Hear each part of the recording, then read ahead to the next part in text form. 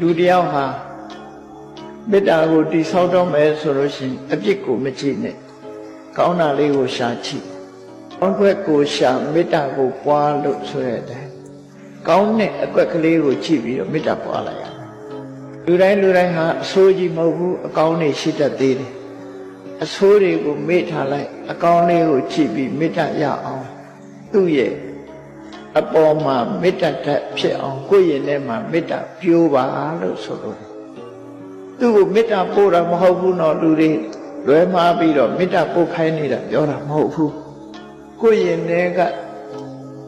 အမုန်းတရားပျောက်ဖို့ရာအတွက်မေတ္တာဓာတ်ကိုတည်ဆောက်တာနော်အဲ့တော့တည်ဆောက်တဲ့အခါမှာကိုယ့်ရင်ထဲမှာပဲတည်ဆောက်အောင်သို့တော့အာယုံပြုတဲ့အနေနဲ့ကတော့ကိုမုန်းတဲ့ပုဂ္ဂိုလ်အာယုံပြုပြီးတော့သူ့ပေါ်မှာမုန်းတဲ့စိတ်ပျောက်သွားအောင်ကိုယ့်ရင်ထဲမှာမေတ္တာတည်ဆောက်ပါ